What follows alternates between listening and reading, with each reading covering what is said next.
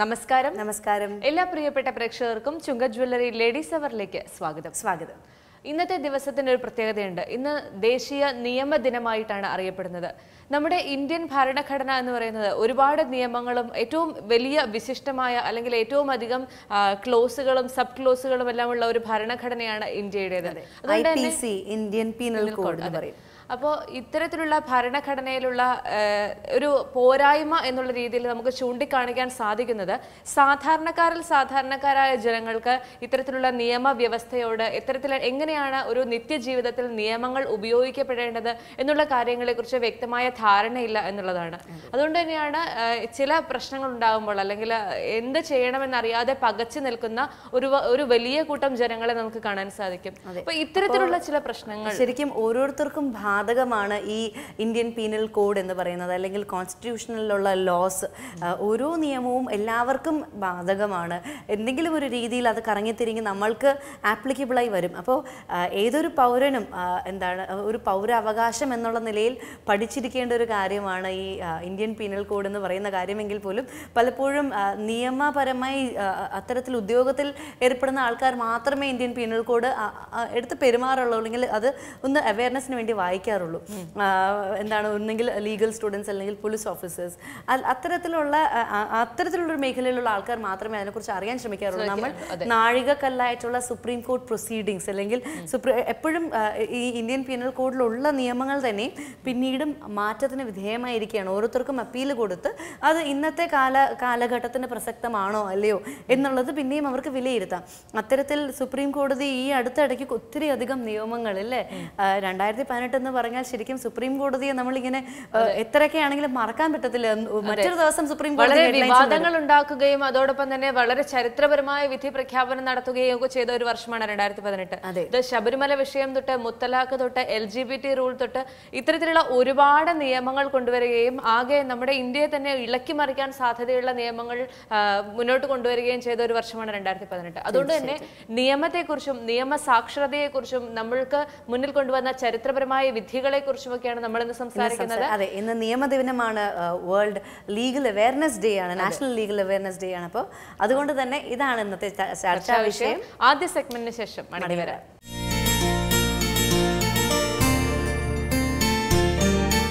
Hi, എൻ്റെ പേര് ജ്യോതിക നിതിൻ. ഞാനിന്ന് ഉണ്ടാക്കുന്നത് ഒരു ഡെസേർട്ടാണ്. അതിൻ്റെ പേര് സിൽക്കി ചോക്ലേറ്റ് ബിസ്ക്കറ്റ് പുഡിംഗ്. അപ്പോൾ അതിനാവശ്യമായിട്ടുള്ള ഇൻഗ്രീഡിയൻസ് എന്ന് പറയുന്നത് ഡാർക്ക് ചോക്ലേറ്റ്, പിന്നെ മാരി ബിസ്ക്കറ്റ്, പിന്നെ പാല്, വിപ്പിംഗ് ക്രീം, 4 മുട്ടേൻ്റെ യോക്കാണ് എടുത്തിരിക്കുന്നത്, പിന്നെ മിൽക്ക് മെയ്ഡ്, പിന്നെ ഗാർണിഷ് ചെയ്യാൻ കുറച്ച് ജെംസ്, പിന്നെ കോഫി പൗഡർ. ഇത്രയാണ് വേണ്ടത്. ഇനി നമുക്കിതെങ്ങനെ ചെയ്യാമെന്ന് നോക്കാം. ആദ്യം നമ്മൾ ഡാർക്ക് ചോക്ലേറ്റ് ഉരുക്കണം. അതിന് മുൻപേ നമ്മൾ അതിനൊരു ബാറ്റർ ഉണ്ടാക്കണം. അതെങ്ങനെയാണെന്ന് വെച്ചാൽ 4 മുട്ടേൻ്റെ യോക്കാണ് എടുത്തിരിക്കുന്നത്. അത് നല്ലോണം ഒന്ന് വിസ്ക് ചെയ്യണം. അത് വിസ്ക് ചെയ്ത് കഴിഞ്ഞ് ഒന്ന് വിസ്ക് ചെയ്യണം. വിസ്ക് ചെയ്യുന്നതിലൂടെ തന്നെ നമ്മൾ മിൽക്ക് മെയ്ഡും പിന്നെ പാലുമാണ് ഒഴിക്കേണ്ടത്. അത് നമുക്കൊന്ന് മുട്ട വിസ്ക് ചെയ്യാം.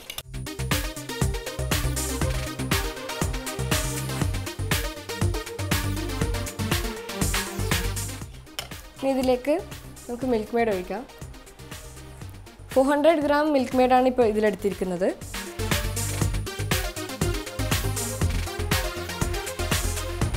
ഇനി ഇതിലേക്ക് പാലാണ്. പാലെന്ന് പറയുന്നത് നമ്മൾ 400 ഗ്രാം മിൽക്ക് മെയ്ഡ് എടുക്കുമ്പോൾ നമ്മൾ ആ ടിന്നിൽ ഉൾക്കൊള്ളുന്ന പാലാണ് എടുത്തിരിക്കുന്നത്.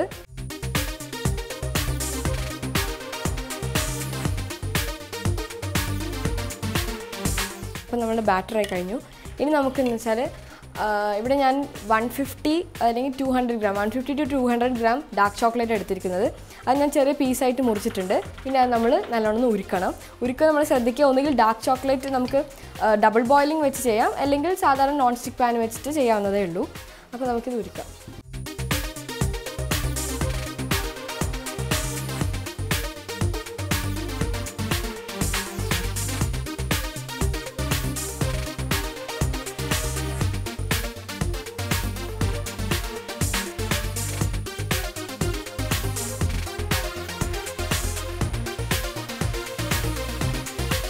ഇതിലേക്ക് നമുക്ക് ചെറിയ പീസായിട്ട് മുറിച്ച് വെച്ചിരിക്കുന്ന ഡാർക്ക് ചോക്ലേറ്റ് ഇടാം.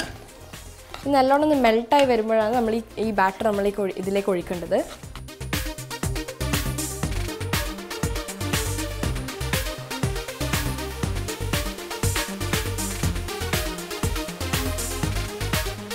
അല്ലെങ്കിൽ നമുക്കിത് മൈക്രോവേവിൽ നമുക്കിത് ചോക്ലേറ്റ് ഉരുക്കിയിട്ട് നമുക്കിതിലേക്ക് ഒഴിക്കാം. ഇങ്ങനെ നമ്മൾ ചെയ്യുന്നില്ലെങ്കിൽ, കാരണം ഇങ്ങനെ ചെയ്യുമ്പോൾ കരിയാനുള്ള ചാൻസ് കുറച്ചും കൂടി കൂടുതലാണ്. കുറച്ചും കൂടി ശ്രദ്ധ വെക്കണം ഇതിൽ ചെയ്യുമ്പോൾ.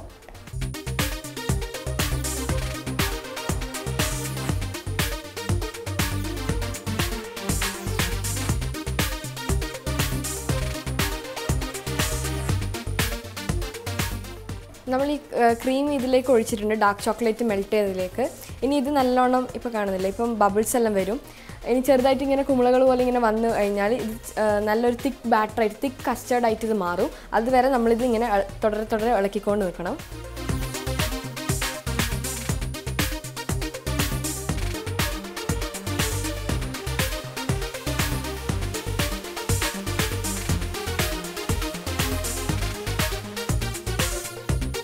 അതിപ്പുറത്താവുമ്പോൾ നമുക്ക് സൈമിൾട്ടേനിയസ്ലി ഇപ്പുറത്ത് നമുക്ക് ഒന്ന് കട്ടൻ കാപ്പിയാണ് ആക്കേണ്ടത്.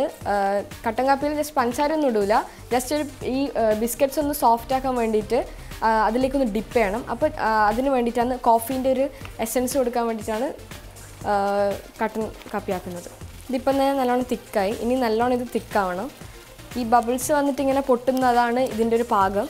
അപ്പോൾ നല്ലോണം കുറച്ചുകൂടി തിക്കാവണം. ഇതിപ്പോൾ കുറച്ചും കൂടി ഒരു ലൂസി സ്ട്രക്ചറാണുള്ളത്. ഏകദേശം ഒരു വരട്ടിയ മോഡൽ, അങ്ങനെയാണ് വരട്ടിയതുപോലെ ഉണ്ടാവണം. ഇപ്പം നമ്മൾ വെള്ളം തളിച്ചിട്ടുണ്ട്. അപ്പോൾ നമുക്ക് അതിലേക്ക് കുറച്ച് കോഫി പൗഡർ ആഡ് ചെയ്യാം. ഞാൻ ഇവിടെ ബ്രൂ ആണ് എടുത്തിരിക്കുന്നത്. ഇൻസ്റ്റൻ്റ് ആയിട്ടുള്ള ഏതെങ്കിലും കോഫി പൗഡർ എടുത്താൽ മതിയാവും.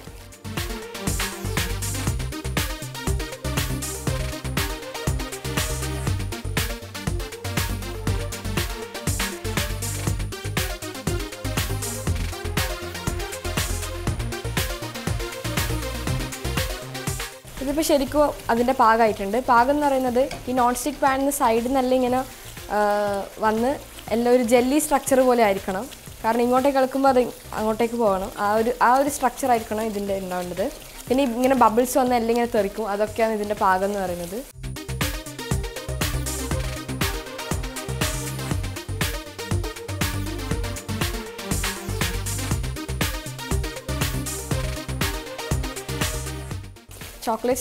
ചോക്ലേറ്റ് ആയി.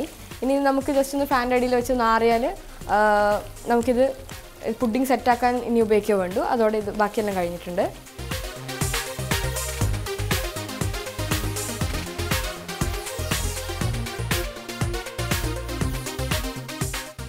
ഇതിപ്പോൾ നമ്മൾ തയ്യാറാക്കി വെച്ച കോഫിയാണ്.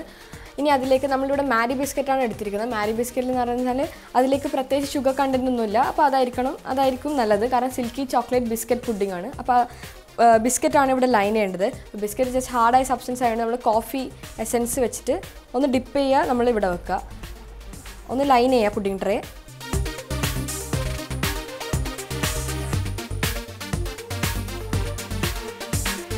ജസ്റ്റ് ഇതിൻ്റെ ഗ്രൗണ്ട് സ്ട്രക്ചർ ഒന്ന് സെറ്റാക്കാൻ വേണ്ടിയിട്ട്. അപ്പോൾ അതായി. ഇനി ഇതിലേക്ക് നമ്മൾ ഈ ചോക്ലേറ്റ് സ്ട്രക്ചർ ഒഴിക്കുകയാണ് വേണ്ടത്.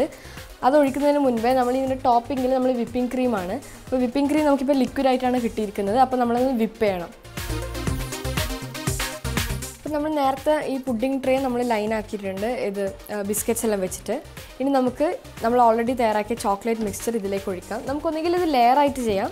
ഞാനിവിടെ ലെയറായിട്ടല്ല, ചോക്ലേറ്റ് മിക്സ്ചർ ഒഴിച്ച് കഴിഞ്ഞിട്ട് നമ്മൾ വിപ്പ് ചെയ്ത് വെച്ചിരിക്കുന്ന ക്രീം അതിലേക്ക് എടുക്കുക, പിന്നെ ഗാർണിഷ് ചെയ്യുക. അങ്ങനെയാണ്.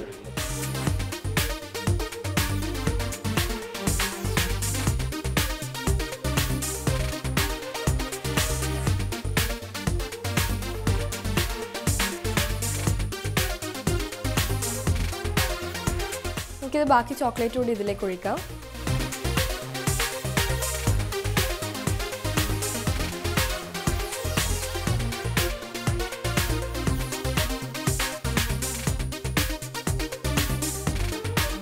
ഈ ഒരു പുഡിങ്ങിൻ്റെ പ്രത്യേകത എന്ന് വെച്ചാൽ നമുക്ക് ജലറ്റിനോ ചൈന ഗ്രാസോ ഒന്നും വേണ്ട ഇതൊന്ന് സെറ്റ് ആവാൻ വേണ്ടിയിട്ട്. ചോക്ലേറ്റിൻ്റെ ജസ്റ്റ് ഈ ഒരു പരുവം മാത്രം മതി.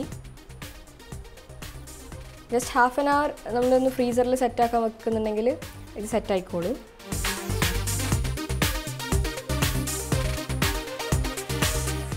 ക്രീം വിപ്പ് ചെയ്തിട്ടുണ്ട്. ഇനി അത് കൂടി ഇതിലേക്ക് ഒഴിക്കാം.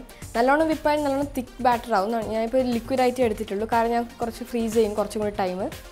നമുക്കത് കൂടി ഇതിൻ്റെ മുകളിലേക്ക് ഒഴിക്കാം.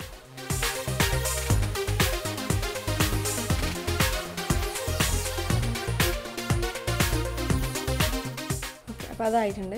ഇനി നമ്മളിതിന് ജസ്റ്റ് ടോപ്പിംഗ് ചെയ്യാൻ വേണ്ടിയിട്ട് നമ്മൾ ഡാർക്ക് ചോക്ലേറ്റിന് ഒരു സ്ലാബ് കഷ്ണം എടുക്കുന്നത്. ഇനി അതൊന്ന് ജസ്റ്റ് കത്തി കൊണ്ടായെങ്കിൽ ഗ്രേറ്റ് ചെയ്താൽ മതി.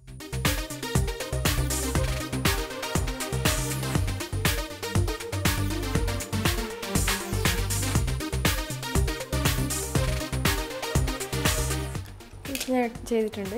നമ്മളുടെ ഇഷ്ടം പോലെ നമുക്കത് ഡാർക്ക് ചോക്ലേറ്റ് അതിലേക്ക് ഇടാവുന്നതാണ്. ഞാൻ ഇതിൽ കുറച്ച് ജെംസാണ് ടോപ്പിംഗ് ഇടുന്നത്. ഒന്നുകിൽ ചെറിയ ഇടാം അല്ലെങ്കിൽ ജെംസ് ഇടാം, നിങ്ങളുടെ ഇഷ്ടം പോലെ.